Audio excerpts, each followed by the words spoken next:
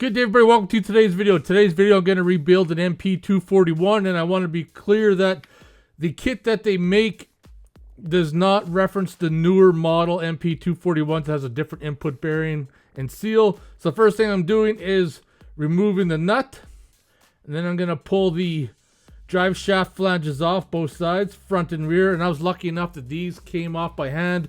Otherwise, you'd have to use a puller like this one to remove the flange itself. Very nice. I'm so impressed that came off by hand. This one here, I used the impact on, got it off. Then I'm removing the bolts to the output flange seal, and I just use a pry bar to get in there and then pull it out. Start removing all your bolts for the case. They're all 10 mil except one is 13 mil. And I'm also removing the 4x4 selector sensor so it doesn't get damaged.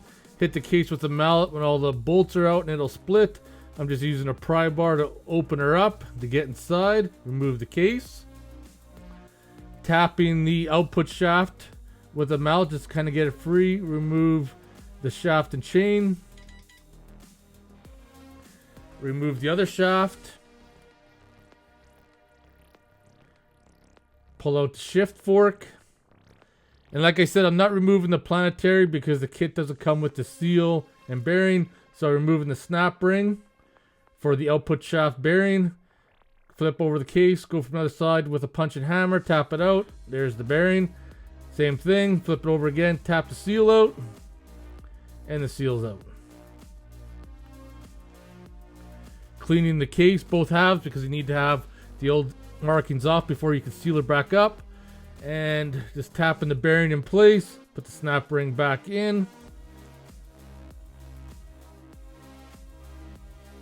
Double check, make sure it's snapped in. Then put the new seal in. I use a piece of angle iron because I find that's the easiest way to get the seal back in place.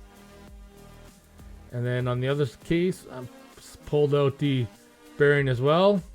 And using a blind hole puller to get the other bearing out. Put some lube in there. New bearing in place. Bearing driver. Use your hammer. Tap it in place till it's flush. Good to go. Flip the case over. Put the bearing in. Repeat again. It won't go flush. It'll only go down so far then it stops. And then I'm tapping the old seal out of that little flange. And then lubricating it. Putting new seal in. We're getting closer to the end. Man, we're just flying along. New seals being tapped into place. Perfect, done. Replacing the pads on the shift fork just because you don't want to go through all this hassle and then find out the old ones are brittle and they break. Insert the shift fork. Insert the shaft. Grab the chain in the other shaft. It's a little bit of a juggling act, but it'll go into place. Start putting some silicone against your clean case halves.